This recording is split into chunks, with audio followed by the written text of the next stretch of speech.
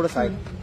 मला माझ्या वचनापासून तुमच्या आधी मी घेतो थोडंसं. मी फक्त पाणी घ्या, तुम्ही उपोषण सोडू नका, पाणी प्या बाबा.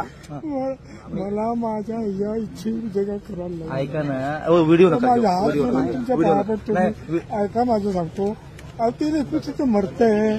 मला सांगा 8 वेळेला ज्यांना आंदोलन केलेलं आहे, मी आता अमरण उपोषणाला बसलो ना, मला माझ्या इच्छेप्रमाणे राहू दे ना. 100%. हे बघा, ज्या वेळेला मी अगदी कोमामध्ये जातो ना, तेव्हा तुम्ही आणून मला पाणी पाहिजे.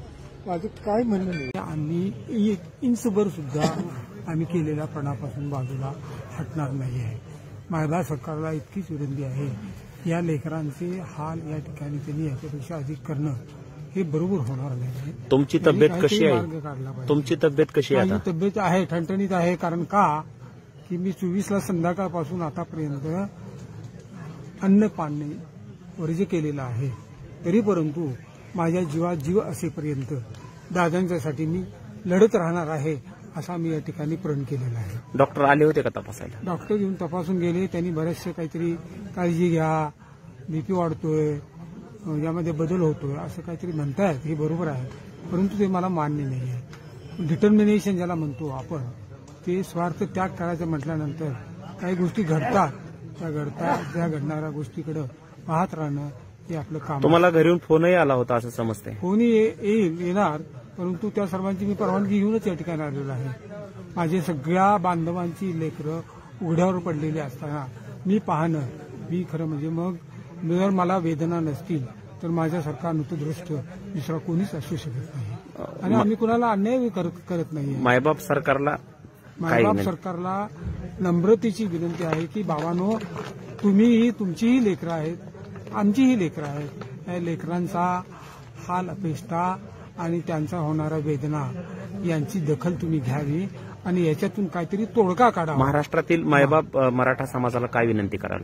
मायबाप सरकारांना, जनतेला आपल्या मराठा जनतेला माझी नम्रतेची विनंती आहे की दादांनी हे 8व्यांदा उपोषण करायला सुरू केलेलं आहे. ते अन्न पाणी वर्ज्य करून रात्रंदिवस इतरांच्या लेकरांच्यासाठी लढतायत.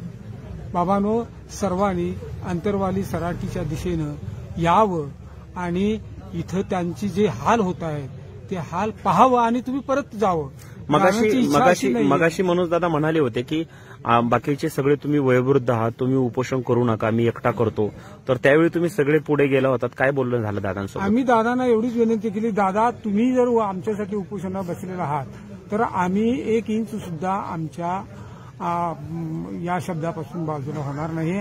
आम्ही सुद्धा तुम्हाला शेवटपर्यंत साथ देणार आहोत. आणि या ठिकाणी 180 पेक्षा अधिक लोक या ठिकाणी या आमरण उपोषणामध्ये सहभागी झालेले आहेत. आम्हा सर्वांचं एकच वचन आहे आणि ते म्हणजे दादांना जोपर्यंत त्यांना न्याय मिळत नाही आहे, म्हणजेच पर्यायानं आम्हा सर्वांना न्याय मिळत नाही, तोपर्यंत आम्ही अव्याहतपणे अशा पद्धतीने लढत राहणार आहोत. हेच एक वचन आहे. आणि इतकंच म्हणू शकेन की जरंगे दादांना एवढंच मी वचन देतो, दादा तुम्ही वरचेवर आमची काळजी करू नका, तुम्ही तुमचीही काळजी केली पाहिजे. कारण मी सुरुवातीपासूनच सांगतोय की लाख मेले तरी चालतील, परंतु लाखाचा पोशिंदा जिवंत राहिला पाहिजे, शिल्लक राहिला पाहिजे. आम्ही आपल्यासाठी इथं त्याग करण्याच्या दृष्टिकोनातून इथं आलेलो आहोत. त्यामुळं आम्हाला आमच्या वचनापासून हटण्याचा तुम्ही कृपा करून प्रयत्न करू नये, एवढी माझी मनोज दादांना नम्रतेची विनंती आहे. तुम्ही तुमची काळजी घ्या, आम्ही आमची काळजी घेतोच आहोत. धन्यवाद. खूप थकलाय तुम्ही, आता विश्रांती घ्या, आपण सकाळ बोलू. नाही ठीक आहे, मी थकलेलो वगैरे काही नाही आहे, मी जागाच असतो. तुम्ही किती वाजता जरी आलात तरी तुम्हाला या ठिकाणी मी जागा असलेलं दिसेल. कारण काय माहितीये का, आम्ही काहीतरी ध्येयानं प्रेरित अशा पद्धतीनं आहोत. त्यामुळे ध्येय प्राप्ती होईपर्यंत मरणं किंवा जगणं हे कोणीही स्वीकारणार नाही. इतकंच मी सांगू शकेन की अखेरच्या श्वासापर्यंत आम्ही मनोजदादांना साथ देणार आहोत आणि आम्ही 1 इंच सुद्धा आमच्या या वचनापासून बाजूला हटणार नाही आहोत.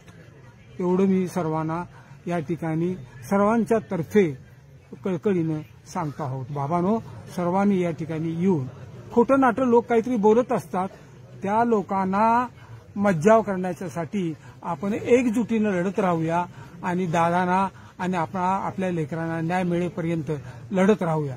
हा अखेरची लढाई आहे आणि तुम्हाला माहिती आहे की याच्या अगोदर सर्व आमचे जे योद्धे होते त्यांचा प्रण असाच असायचा की तलवार एकदा बाहेर काढल्यानंतर त्या तलवारीच्या पात्याला परकीयाचा रक्त लागल्याशिवाय आम्ही ती तलवार मॅन कधीच करत नव्हतो. आणि आता सुद्धा असंच आम्ही प्रण या ठिकाणी केलेलं आहे की आमचं उद्दिष्ट पूर्ण होईपर्यंत पूर्ण झाल्याचा आम्ही अजिबात इथून हटणार नाही आहोत.